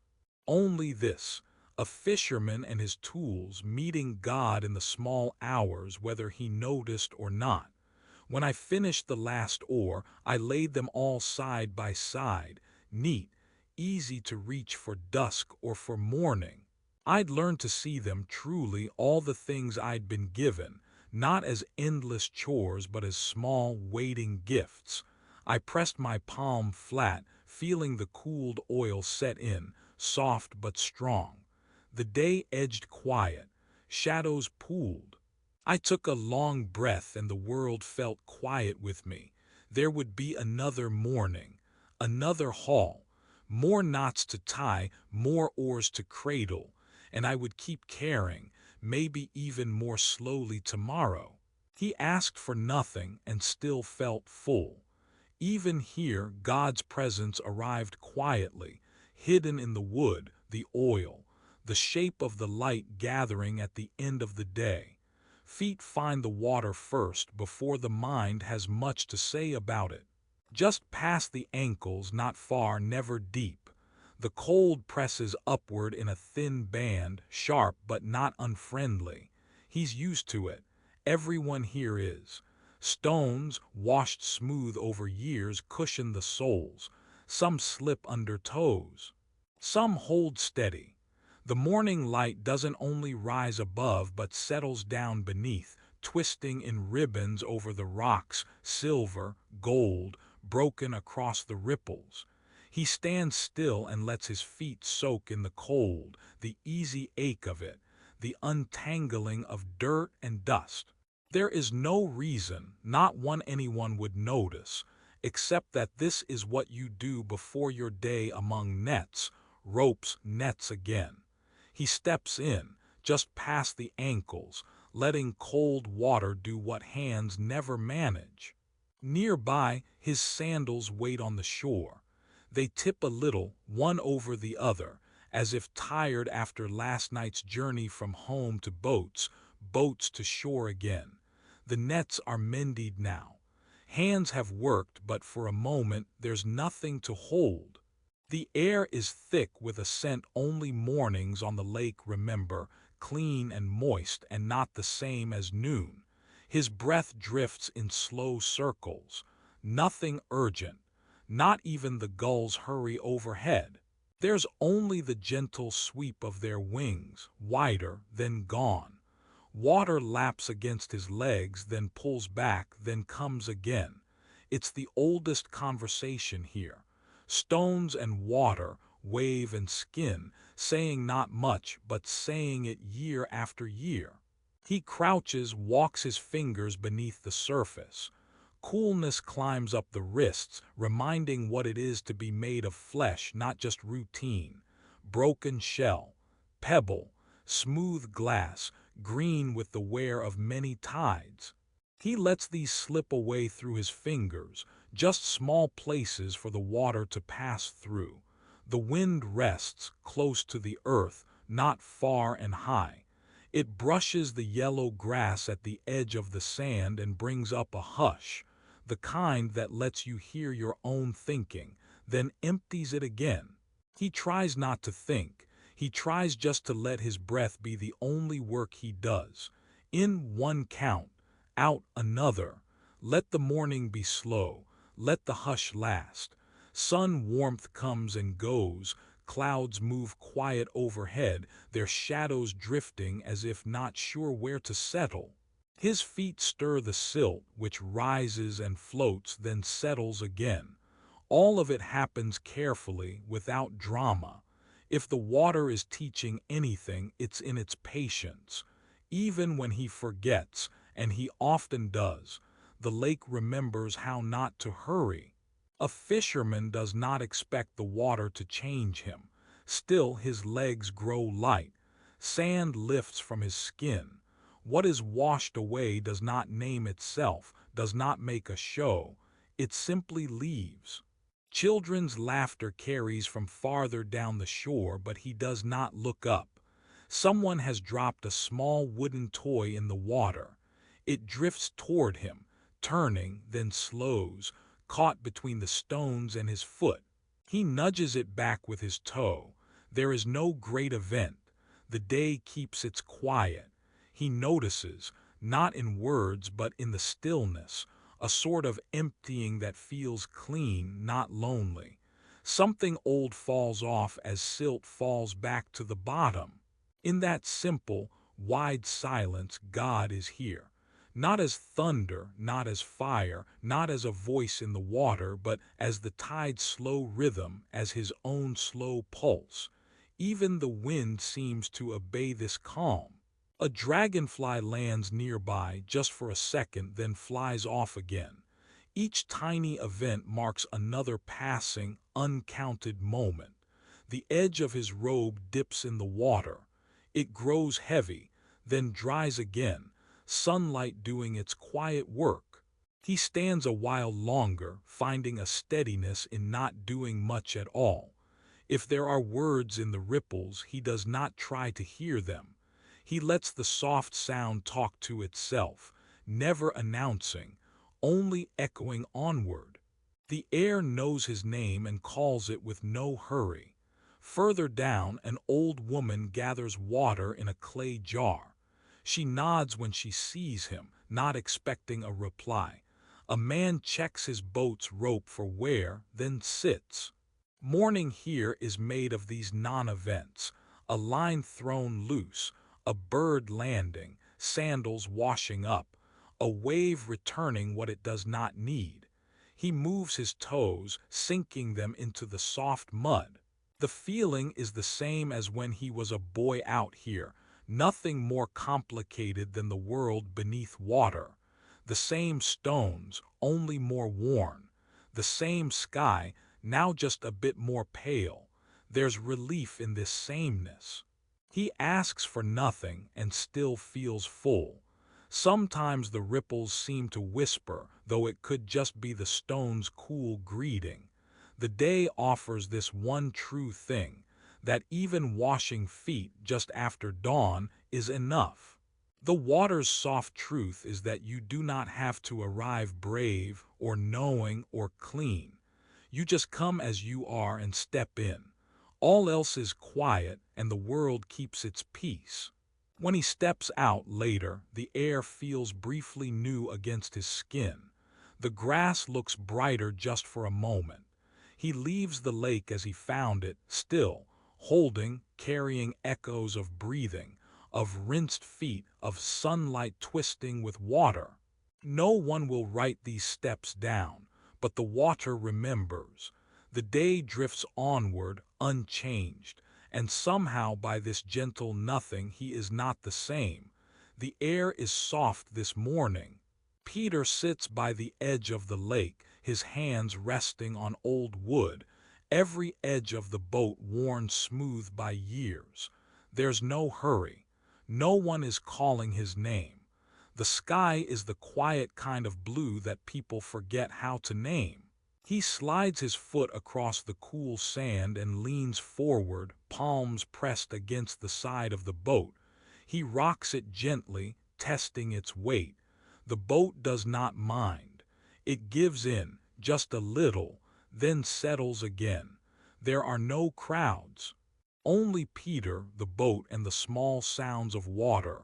Nets are folded and set aside for now. Today he is not fishing. Not today. He does the same thing twice, then again because he can. He leans in, pushes the boat so its nose just kisses the water, watches it ride small waves, then drift back against the shore. He stands and rolls his shoulders, stretching the sleep from them. Then folds back down, knees loose, hands cupped beneath the boat's side. He pushes it out. The water slides under it, almost making a sound. The boat rocks forward and backward, never fully adrift, never quite home. Peter waits. He breathes in slow, lets it go. When the boat returns, he does it again. He hasn't counted how many times. There is no reason to. Each time is its own small moment. He pushes. The boat glides forward. He draws it back in. Over and over. The steady work feels like breathing. In, out, in. His hands rest for a while on wood that is sun-worn and strong. His feet feel the cold ribbon of water that sneaks up to meet them. Fish stir somewhere under the surface, out of sight. They do not matter, not right now. The whole world is simple, hands, boat, small waves. He keeps breathing. A distant gull calls. The boat rocks, weightless, and then gives way. Peter almost hears it sigh. Nothing is broken, nothing rushed. A silent sort of prayer stretches between each motion. He thinks of nothing, or maybe everything, just without words. How quiet the water is when no one is watching. How the light moves against the boards. How the boat does not wish or strive, but simply lets itself be held by the water again and again. He sits at the edge. The world narrows in. Wood, water, sky. He pushes the boat, lets it float away, draws it back. The movement spills into his arms, familiar, steady, gentle. Pupils grow small in the morning light. There is no lesson, only the slowing down of all things. Now the boat floats farther. He lets it go, then gathers a rope softly, pulling it close again. Over and over. No goal except to feel the way the boat breathes with the lake, like lungs expanding, letting go. The way the water accepts it. The way the morning gives both space to float. A shadow passes over the bow. It could be a cloud. Maybe not. Shadows and light mean less once you are watching something so quietly. The wind slips by, gentle but sure. Time does not worry him. He keeps breathing. The boat, too, seems to breathe in, out with the slow lap of the shoreline. He thinks about many days like this, mornings where nothing needed to happen, not even a good catch. Just weight and rhythm, boat and breath. The repetition becomes its own kind of shelter. Each slow launch is a prayer no one hears but God. Hands on wood, water on hands, again and again. A neighbor passes once in the distance but does not wave. They see the practice and move on. There is nothing to watch. Or maybe everything worth watching moves here in the quiet: boat, water, breath, heart. A small breeze stirs and Peter turns his face to it. The air brushes his cheek, then is gone. The boat rocks out, rocks in. He lets it. He smiles, but the smile is small, almost disappears. His hands remember every piece of the boat. Each board, each smooth patch, each mark from last season. He could do this all day and still not tire. The world is paused. The water is gentle. Even the sunlight is slow. Another push. The boat glides. The water is neither cold nor warm, just there. He follows it with his eyes, slow, draws it back. The rope slides soft through his fingers. He finds himself holding his breath just for a moment, then lets it go. The night will return someday. For now, morning holds him, a splash. Nothing big, just a fish maybe, or a stone slipping free. He pays it no mind. His work is steady, sacred in its boredom. The motion is for its own sake. Each repetition a mark between waking and sleep.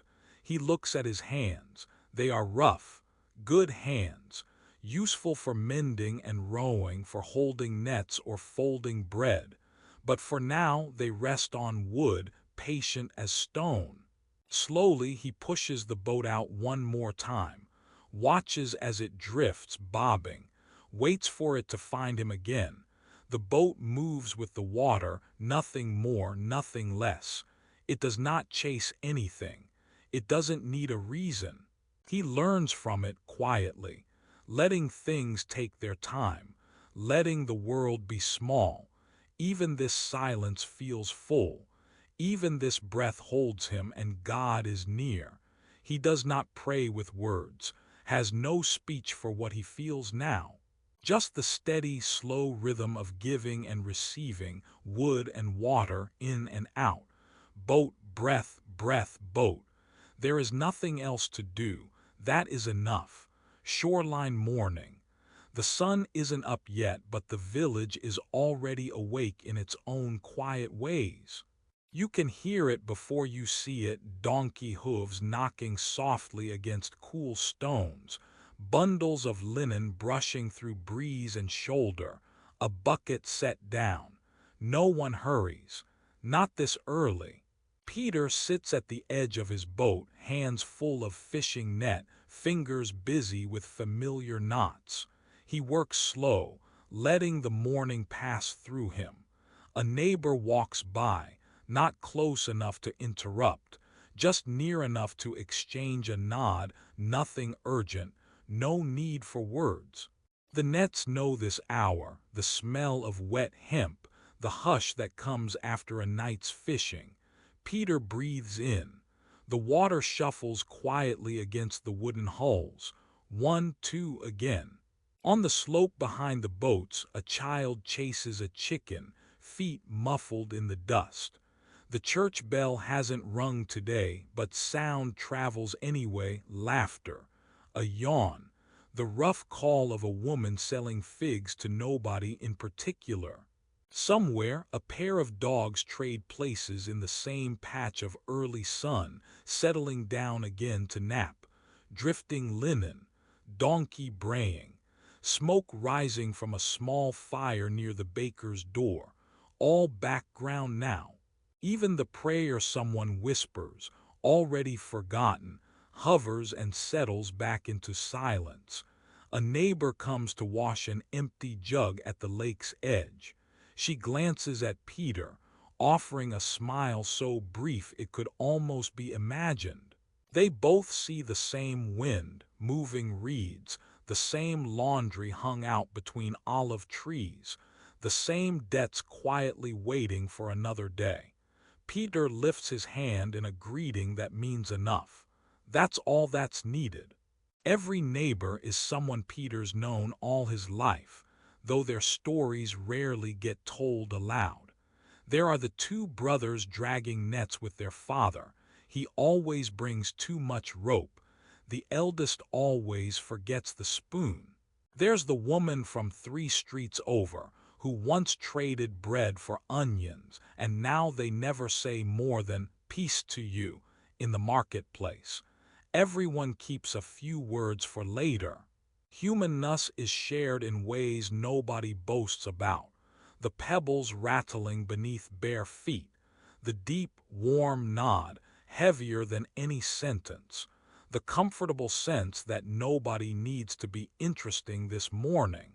Some neighbors speak, just for a moment, low and kind, old men complaining about the new price of salt, a mother warning her boy not to scare the goats, hands waving the flies away. But it never lasts. Sun warms the ground and everyone finds a task worth repeating, unremarkable but joined. The sleepy community of belonging. Peter listens to a pair of women comparing bruises on yesterday's plums, finds himself smiling without quite knowing why. Later he'll remember, or maybe he won't. That's fine too. Every so often an ox cart passes by, clouds of dust settling back down. You hear it long after it's gone, the squeak of the wheel, the soft cough of the animal, someone humming a lullaby beneath it all. The warmth feels borrowed from every shoulder here. Nobody asks what tomorrow holds. They're content in the slow weaving of their lives around each other. Each moment is sanded smooth by routine. No one tells their whole story out loud. Most things are exchanged in glances, the way a fisherman's wife checks the sky and then glances toward the men, counting. The way an old neighbor leaves a basket of eggs at a friend's door without a note. The quiet touches fill the gaps words can't reach, a hand on a shoulder, a cup of water handed off without a question. Peter doesn't speak much this morning. He's listening. To the nearby conversations, the far-off noises, the long, stretched-out quiet that comes when everyone trusts daylight to return on its own. A donkey bell jingles somewhere behind the boats. The smell of flour drifts between houses as loaves rise. There's peace in the small acts nobody will ever write about. The nets are nearly mended. Peter checks a knot with his rough thumb, nods at a passing friend. Their eyes meet for a second, trading tiredness and understanding. The world is full today, not with answers or grand things, but with people being near one another, letting comfort live in the small acts and soft silences. Shared wins, shared debts, shared dogs wandering, tired and without names. The morning doesn't hurry. The nets will wait, so will the fish. Even the promises of God arrive softly up the shore, but for now it's enough to have neighbors and no story that needs telling. Dusk comes without a sound. A gray blue wraps itself over the water and then over Peter. He is never in a hurry. Not tonight. He steps along the edge where the sand is damp, arms empty, then full, then empty again. He stoops, lets a small hand drift through the sand. His fingers meet soft wood. He picks it up. Just one stick, then another. Each fits without thinking, onto the small stack held against his chest. He walks, gathers, breathes. Each stick carries some old salt and seaweed memory, though Peter does not name them. He does not need to know. He simply bends, straightens, keeps walking slowly. Sometimes there are shells clinging. He lets them be. His steps are careful. Under him, little crabs return to the cool underrocks. He steps around, quiet, careful, barefoot. He is more guest than fisherman now. In this low light, everything knows how to move softly. He finds another stick, and another. Sometimes they are big, sometimes they are nothing. Just a splinter, something that will catch fast and burn well. He doesn't think about the fire that's coming, just keeps gathering, picking up, walking, breathing. The air is slow, like his pace. There is no hurry. Peter only holds and sets down, holds and sets down. Sometimes the bundle is heavy, then light again. Wood for what's coming, but what is it? He does not ask. He looks out at the water. The boats are quiet. The world is neither day nor night. It is only now. Not much else stirs. In the distance, voices rise and fall, moving closer, then drifting away. The sea keeps its own gentle rhythm. So does Peter. Another stick. He looks for nothing special, only what fits what is near. His hands work without thinking. Bent, straighten, gather, step, pause. He listens, but not for anything in particular, just for the silence between echoes. The hush that settles when no one needs to speak. He fills his arms again, breathes. A line of tiny marks follows behind him in the sand, then is erased by the next small tide. His work is not a monument, just kindness for the evening, taken up piece by piece without reason. He never counts what he gathers. There is no tally, no plan. Each trip down the shore is enough for that moment, and then the next. Slow hands, quiet arms, a bundle that grows and shrinks, letting the task repeat as if it could go on forever or stop any time. Peter finds another stick, fits it on top. He breathes. The sky darkens. He walks, preparing for warmth, not knowing who will need it, gathering enough, not needing it all for himself, carrying quiet on his arms and letting it settle everywhere he steps. No one sees him. No one thanks him. He expects nothing. The work is enough. The quiet is enough. He carries driftwood until he feels emptied and full, both at once. He walks home, sticks in his arms as the last bit of day lets go. The fire will come, or maybe it won't tonight. He asks for nothing and still feels full. Dinner is the repetition of mornings. Maybe that's all anyone really asks of the day, to end as it began, simply.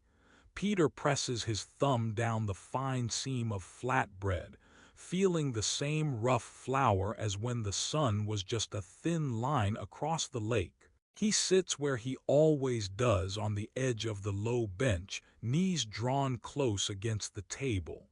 His fingers find 3 olives. He rolls them in a patch of cloth, a habit his hands know without thought, then wraps the warm bread gently around them. Familiar. The smell is more memory than food. He chews slow. Each bite is slow enough for a tired jaw, old enough for the taste to carry yesterday's dinner and the day before. This isn't about hunger now. It's something steadier, a kind of quiet company. If he closes his eyes, the salt and oil are the same as his boyhood eating outside, his mother's voice somewhere behind him, water in a chipped cup, bread that never tasted new. Routine has a flavor all its own. The house is dim. Lanterns cast soft coins of yellow on the wall. Across the hills he can count a dozen flickers, scattered like stars fallen to dirt. Every home a small world winding down. All those small worlds echoing the same evening chores.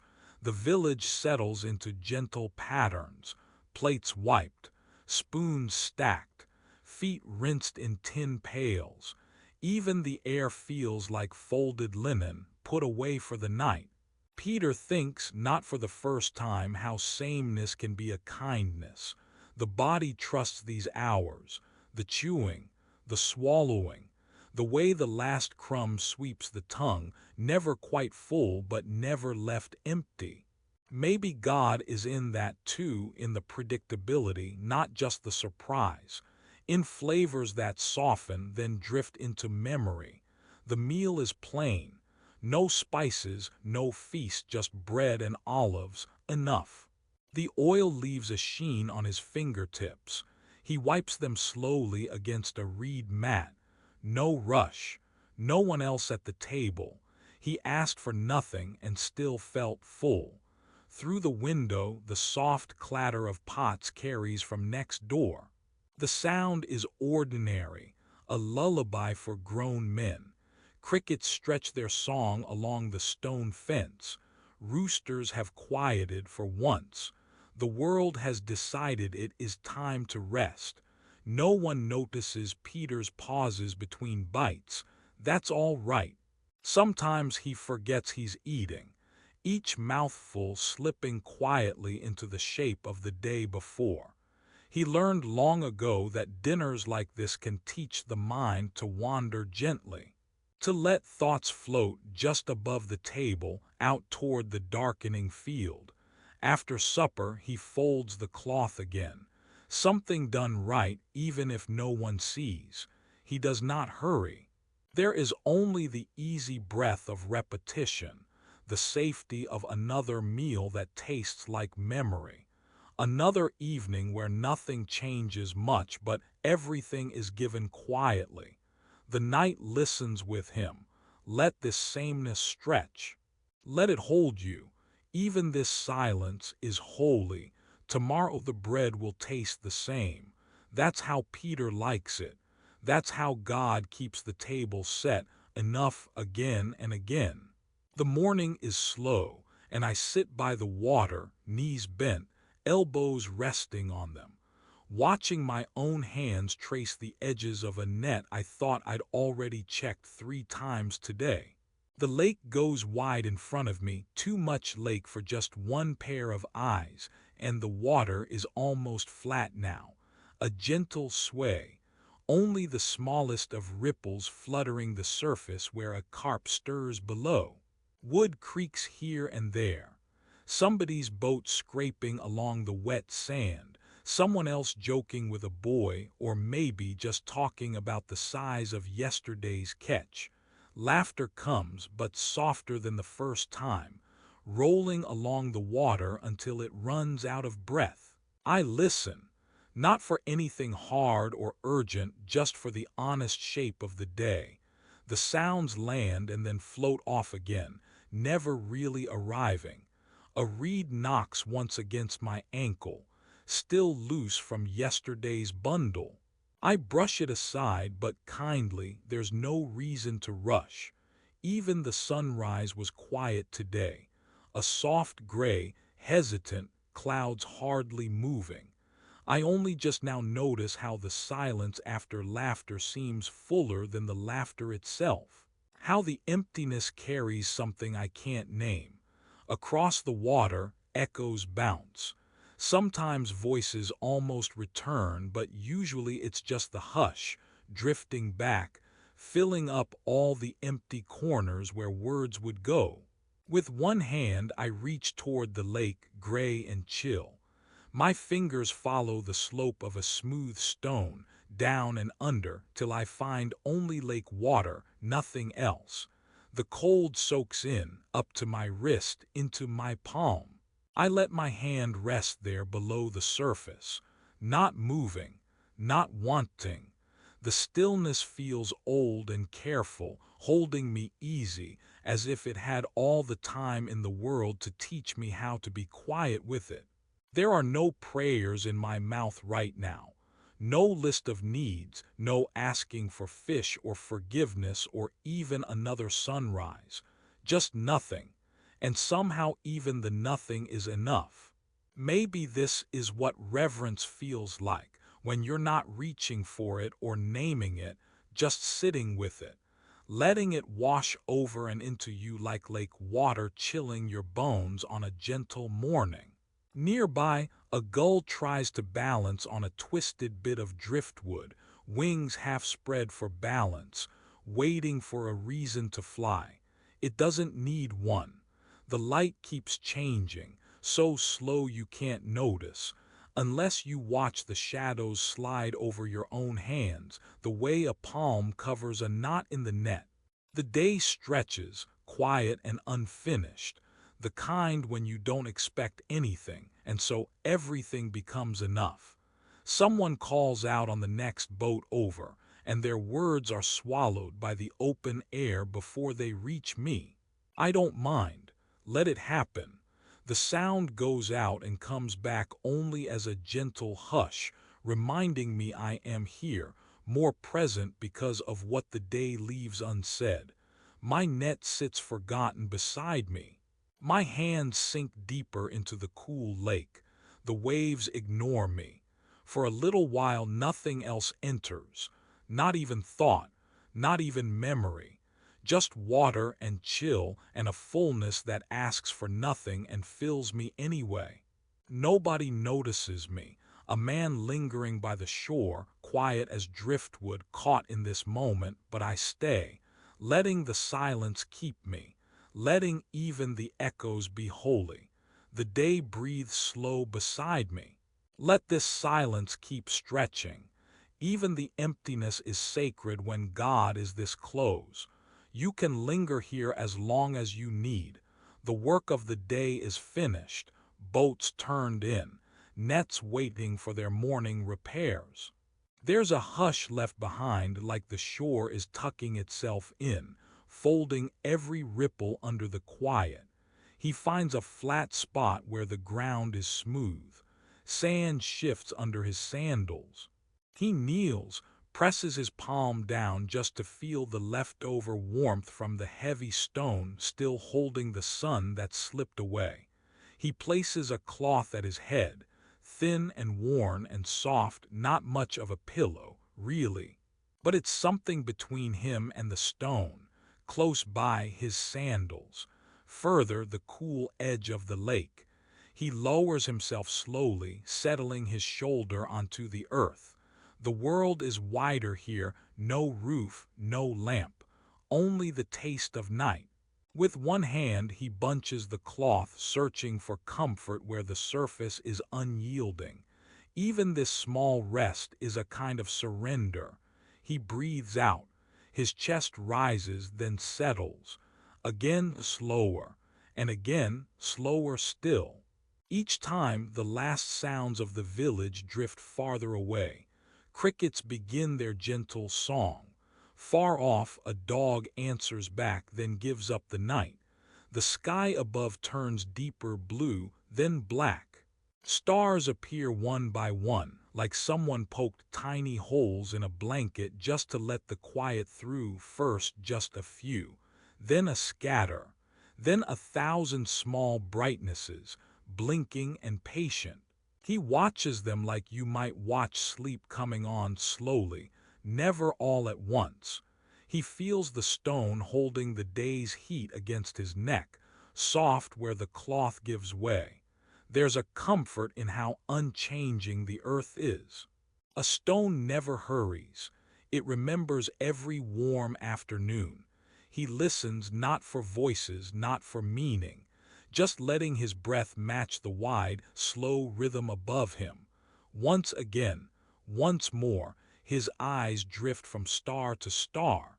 Some are alone, some gather in twos, then threes. He wonders if anyone else is awake, lying on the ground, letting their own thoughts move as slowly as the sky. Air cools by a finger's width.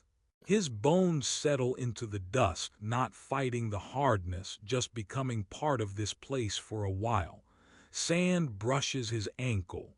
Stones press just enough to be noticed, then forgotten. It's all right. He asked for nothing and still felt full. A breeze lifts and falls, stirring old leaves. It passes. There's nothing to wait for. No one calls his name. No one notices the prayer, but it is heard. He closes his eyes just for a moment at first. Somewhere, water laps against stubborn rocks. He lets the sound wash through him, in and out, like the tide, like his breath, like the living heart of night. Stone remembers the sun. He remembers the day behind him. Both are soft now, nearly gone. But what's left is enough cool air, the stone's slow warmth, 1,000 stars keeping watch. He stays like this for a long time, not because he must, but because all is still. All is surrender. All is held. The world moves quietly into sleep. It's just a simple morning on the shore. Mist hangs above the water, curling and lifting, thin as old cloth. The boats stretch their long shadows over the sand. Peter is sitting where he always sits, legs folded, hands smoothing out the nets that have kept his life tidy and plain. The world does not know him like a story yet. He is someone's son, someone's brother, a man who gets up early so the house has bread. His hands are rough and there's always a scrape or two on his knuckles. He does not call himself important. He never wonders if the sky holds a secret meant just for him. There is work to do. Nets tear, and if they are not mended, the day goes badly. So he turns the rope over, thread by thread, feeling where it frays. Sometimes the net smells like old salt, sometimes just a little like fish. It never goes away, not really, and he doesn't mind. You get used to the scent you live with. It isn't quiet exactly. There are crows, calls from the other men, the breath of water moving slow against the sand. Someone's wooden oar knocks against a hull. Someone else is lighting a small fire, warming their hands because the morning is still cool. Peter glances up, nods, returns to his work. There are days when time feels round, plenty of hours to waste. There are days when it slips through like water, but today just drifts. He hums sometimes, only to himself. The knots listen too. He does not know what will happen. There is no strange daylight, no crowd waiting for him. Only the normal quiet and the knowing that if you keep your nets clean, maybe tomorrow you'll catch enough to feed your family again. If not, well, you mend and try again. That's all it is. He asks for nothing and still feels full. Maybe not full of meaning, maybe not full of stories, but just enough bread. Enough calm to put the kettle on at noon, to share a smile with Andrew. The whole day wraps around him, soft as a second coat. Nothing stirs in his heart, no hint of being chosen. Not yet. It's a comfort, really. All things are ordinary before they are changed. We watch from across the pebbled shore. There is no line between the unchosen and the chosen here. It's just him and the net and the day as it is. God is as near as the sand between his toes. He pulls a bit of weed from the mesh, tosses it into the water. No one cheers. No one sees it as holy, but maybe it is the simple way his fingers work, the way care is taken with things that tear and heal again. The net, like him, holds together just enough to float another morning. That's all that's needed. Sometimes there is a beauty to not knowing, to waking in the dark, stretching, feeling the sore places from yesterday and going again, to trust the day's shape, even if you never know what's coming. Maybe that is holy too. Watching Peter, there's no rush. The day breathes with him, side by side. We do not cross over to the moment that changes everything. The nets remain in his hands. Let it be. Let this quiet count for something. So much is unwritten. Most of the story takes place here before the call, and all of it matters.